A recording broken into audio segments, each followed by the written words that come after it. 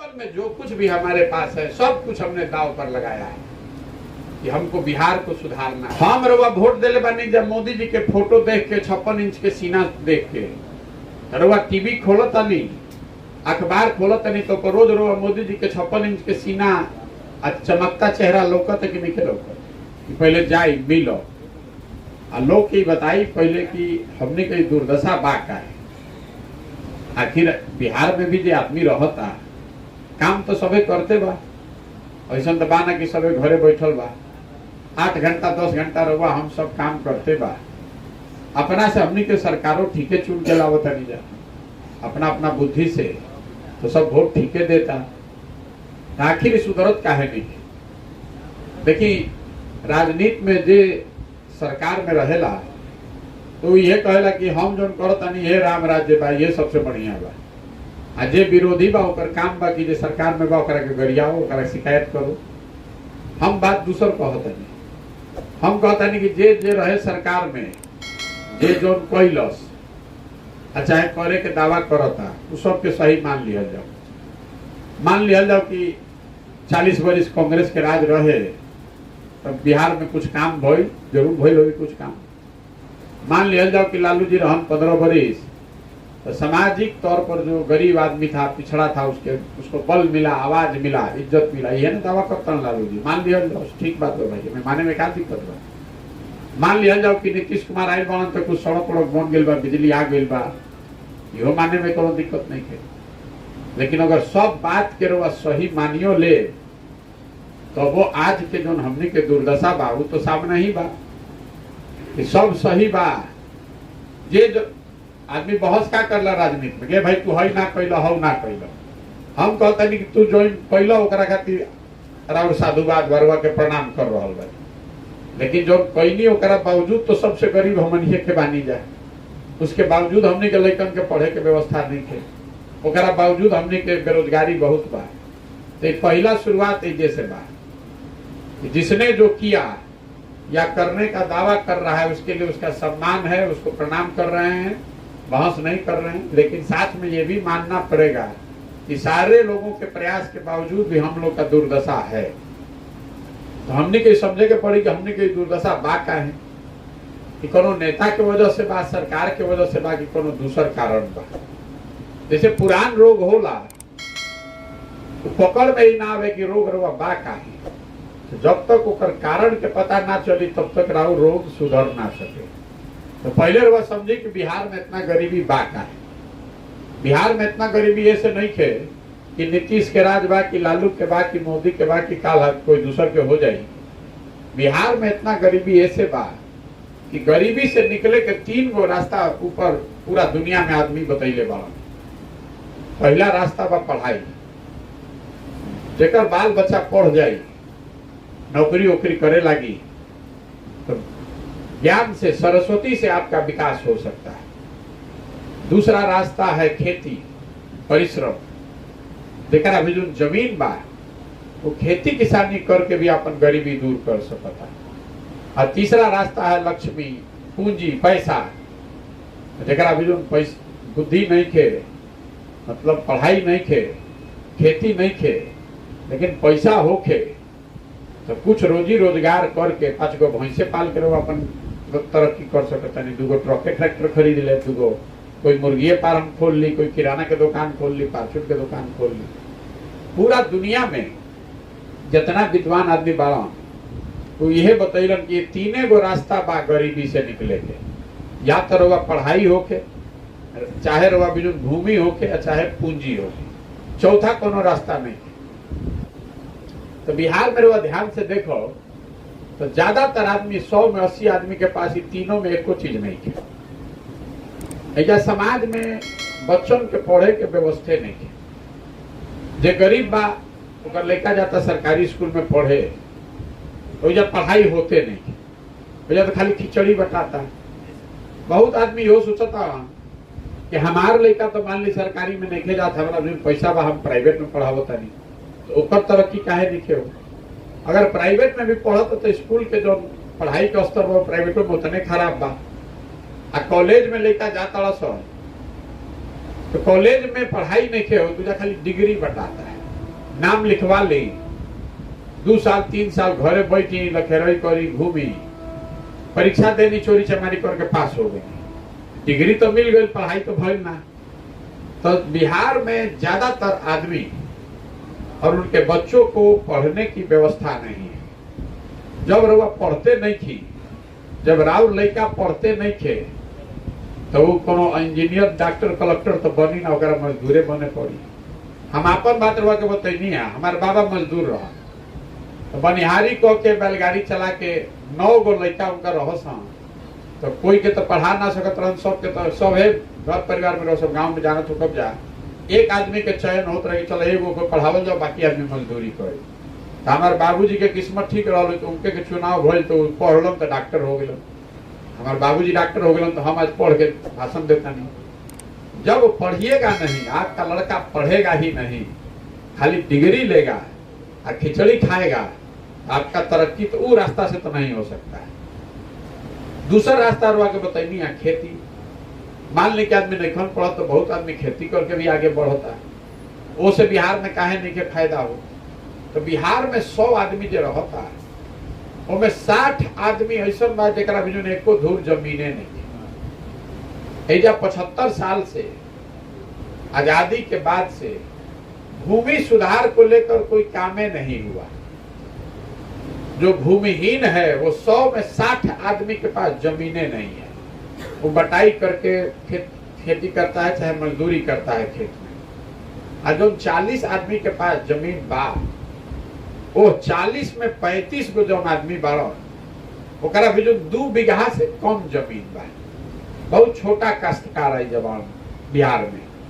तो जे 2 बीघा से कम में खेती करता, वो कमाए वाला खेती ना है, वो खाए वाला खेती है। अरे वह धान गेहूं सरसों तीसी उपजावता नहीं, लेकिन उतने उपज होता कि बाल बच्चा के पेट भर जाए, वो बेच के रुपया कमाए के उपाय नहीं थे। यही से हम कहला कि बिहार में खेती जो है वो खाने वाली खेती है, कमाने वाला खेती नहीं है। तो 100 में 5 गो आदमी ऐसा बाड़न किसान जे खेती करके आमदनी करता है, बाकी आदमी खेती करके अपन पेट भरता, खाए पिए के जुगाड़ के लिए बा, चाहे खेती करके खेत में जाके मजदूरी करता।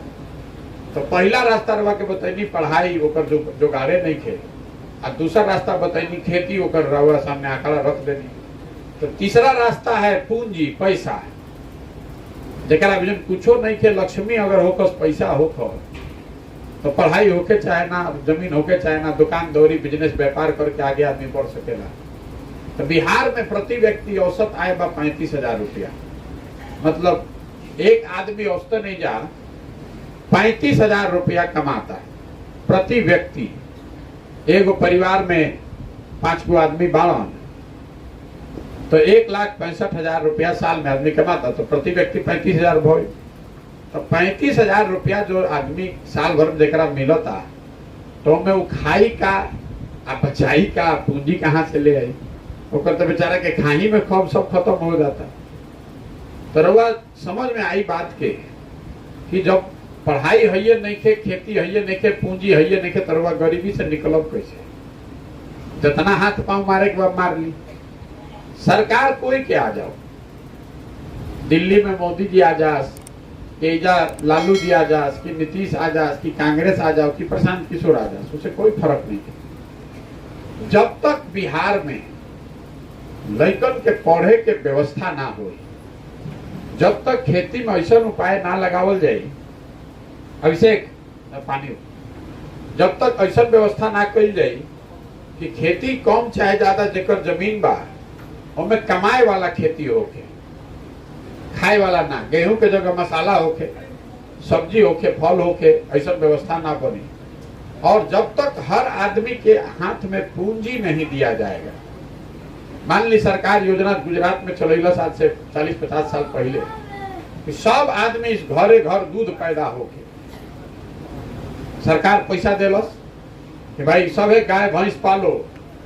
अमूल के जन नाम सुन ले बानी, पहला बार शुरू भइल गुजरात में, घरे घर से दूध 20 लीटर 25 लीटर पैदा होके लगा उसे। तो जब तक पूंजी ना हाथ में दियाई सरकार की ओर से, तब तक एजा गरीबी ना दूर हो सके। शिक्षा के जुगाड़ होके, खेती में कमाए के जुगाड़ होके, और हाथ में पूंजी दिया।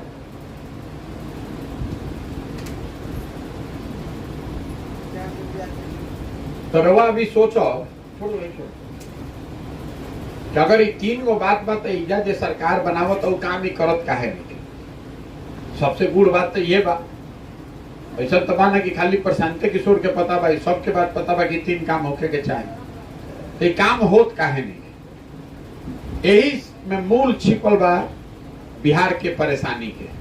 देखिए हमने कितना आदमी बैठल बानी जा, रवा इतना देर से बात सुनत नहीं, अब एगो रवा से सवाल करो, सबके जवाब देवे के बाद ये बात से तो रवा सहमत बानी कि कोनो वर्ग के होके रवा, कोनो पृष्ठभूमि होके, कोनो जात होके, कोनो धर्म होके, ये बात तो सबे माने कि भाई बिहार में लइकन के पढ़े के बढ़िया व्यवस्था होके के चाहिए ना भाई।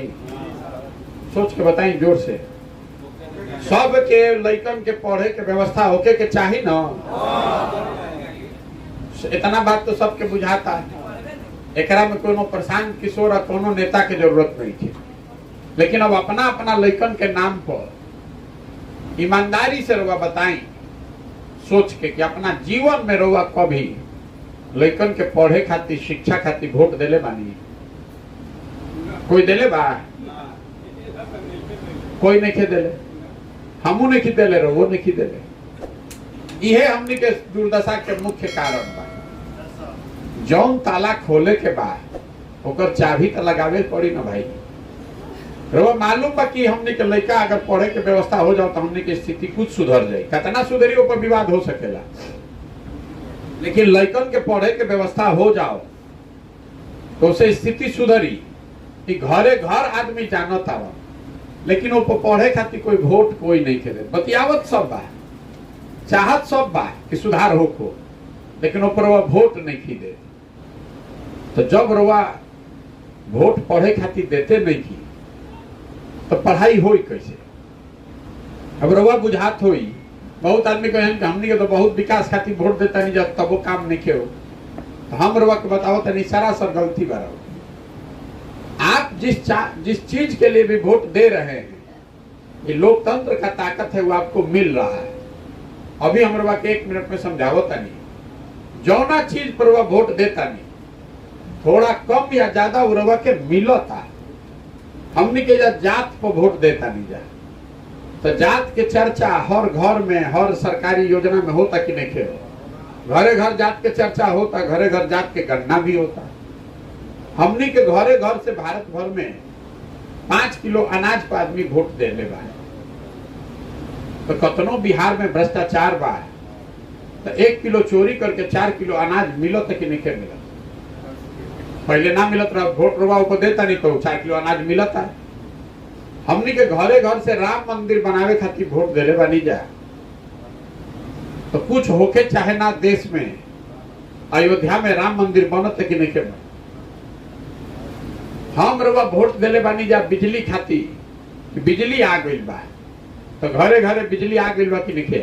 भले बिल आवत तो 6000 8000, लेकिन बिजली आ गया है कि नहीं आया है? हम रउआ वोट देले बानी जब मोदी जी के फोटो देख के, 56 इंच के सीना देख के, रउआ टीवी खोलत नहीं, अखबार खोलत नहीं, तो रोज रउआ मोदी जी के 56 इंच के सीना चमकता चेहरा लौकत कि नहीं लौकत? रउआ वोट देले बानी गुजरात में बड़ा मोदी जी विकास के लिए बानी, कहानी सुन के तो राउर लइका मजदूरी करे गुजरात में जाता नहीं समझा। जौन चीज पर वह वोट दे, ये लोकतंत्र के ताकत बा, वो चीज आपको मिलेगी। वो नहीं मिलने का सवाल नहीं है, कम चाहे ज्यादा।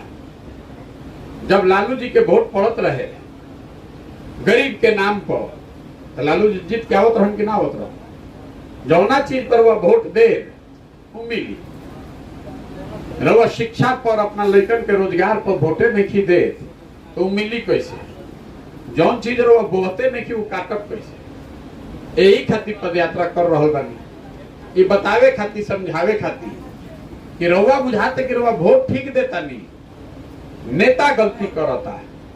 हम कहता नहीं कि ना रो वोटे गलती देता नहीं, अगर आप वोट ठीक दीजिएगा तो कम चाहे ज्यादा वो चीज आपको मिलेगी। मान ली कि तेजस्वी यादव ने कहा कि हम जीत के आए तो 10 लाख सरकारी नौकरी दे दे, ये उनकर समर्थक बा वो कहता कि भाई 10 लाख सरकारी नौकरी तेजस्वी जी कहले बारने से दी, हम ऐसे वोट देता नहीं। जे विरोधी बा वो कहते कि भाई झूठो झूठ बोलता नहीं, इनका नौकरी नहीं खे देवे के। लेकिन रवा नौकरी मिलो चाहे ना, चर्चा तो रोज होता रहे कि भाई 10 लाख सरकारी नौकरी के बाद कहले रहो, कहिया देब। तेजस्वी यादव भी सरकार में लोग कह रहा है कि 20,000 सरकारी नौकरी के पर्चा बटनी प्रयास कर रहा बानी, 1 लाख और दे बात करता न। ये लोकतंत्र की ताकत है। जिस दिन आप भूमि सुधार पर वोट दीजिएगा, चाहे जौना दल के भी, तो भूमि सुधार के चर्चा होके लागी, सब के ऊपर बोले के पड़ी। आरक्षण को वोट पड़ो तो सब दल आरक्षण की बात करता, कोई पक्ष में बोली कोई विपक्ष में बोली, लेकिन आरक्षण की बात तो होता ना। बिहार में पढ़े खातिर वोटे नहीं किए, रोजगार खातिर वोटे नहीं किए, खेती में सुधार खातिर वोटे नहीं किए। 2000 के धान रोगा 1500 में बेचता नहीं, अब मन मार के घर में बैठल बानी, अब का करिए जाता इतने में बेचाई। 277 के यूरिया रोगा 1000 रुपया में खरीदता नहीं, 2 लाठियों खाता नहीं यूरिया खरीदे में, लेकिन मान ले बानी कि भाई बिहार में एकरा से बढ़िया तब हो ना सके। यही खातिर पदयात्रा बा कि भाई सब लोग जागो और संकल्प ले कि बहुत दिन दल के वोट दियाई, अलग अलग नेता के वोट दियाई, विचारधारा के वोट दियाई। एक बार हमने के अपना लइकन खातिर वोट दिया जाए, एक बार अपने बच्चों के पढ़ाई के लिए, अपने बच्चों के रोजगार के लिए वोट दीजिए, तभी सुधार होगा, अन्ना तो सुधार ना हो। तो आदमी तुरंत कहता ए भैया 2 गो इजा दले बा आ दोनों में कोई बात नहीं करत शिक्षा के रोजगार के, तो केकरा के वोट दिया जाओ, जेकरा के देते नहीं जाओ वह ठगता। हमरा के आदमी कहते कि वो दल बनाए, आप विकल्प बनाइए। बिहार में गांव देहात में भी कहते हैं हमने के विकल्प नहीं थे। तो हम लोग के बताओ तनी कि हम दल काहे नहीं बनाओ। बिहार में दल कैसे बनेला है, जे दल बनैलस वे हो गए दल के नेता। आइयो कह दिलस कि हमारा बाद होइहन हमार बेटा, आ जितना आदमी तू लोग बढ़ा जा, वो कार्यकर्ता होकस कि विधायक होकस कि एमपी होकस कि सामान्य जनता होके, सबके जीवन भर झंडे लेके ढोवे के बाद उनका नेता बने का अधिकार नहीं है। आदमी के हमनी के रोबा बुझाता कि हमार जात के, कोई कहता कि भाजपा बन गई, कोई कहता राजद बन गई, कोई कहता जदयू बन गई, रोबा बुझात नहीं के। दल कोनो होके नेता इजा 1250 परिवार के आदमी भइल बड़न। आज पिछला 30 वर्ष में 1250 परिवार का आदमी ही नेता बना है। मान ली कि अभी भाजपा के नया अध्यक्ष भइल बड़न सम्राट चौधरी, तो यही इनके बाबूजी पहले लालू जी के साथ थे, फिर वजह से नीतीश के जमाना आयल तो नीतीश में मंत्री हो गए, फिर मांझी जी मुख्यमंत्री भइलन तो ओहू में मंत्री बन गए। अब भाजपा के दौर चलल बा हम कर ले क्या आ गई, लेकिन सत्ता रही उनके पास, आपके पास नहीं आएगा, आपके बच्चे के पास नहीं आएगा। अब बात सपुरी चौधरी का हम खाली उदाहरण सुनावता है। पूरा बिहार में पिछला 30 वर्ष में खाली 1250 परिवार का आदमी ही एमएलए एमपी बना है, जिस दल से बना, दूसरे को अवसर नहीं है। तो हम रोज ये बात कहते हैं कि जब जिसमें हुनर है, जिसमें टैलेंट है, जिसमें काबिलियत है, बिहार में 3-3.5 करोड़ परिवार रहता है।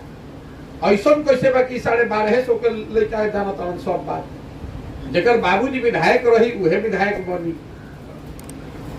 तो अगर राम लखन सिंह यादव जी के लड़का ही रहते नेता, तो लालू जी कहां से होता।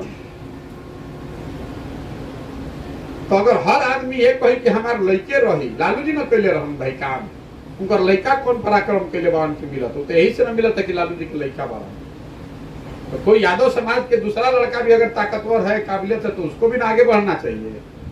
खाली एक ही आदमी कैसे बनेगा? महात्मा गांधी से तो बड़ा कोई लीडर ना भइल देश में। महात्मा गांधी कांग्रेस के 21 साल अध्यक्ष रहो, कुछ हतन तो जीवन भर रहतन, उनका के हटाई।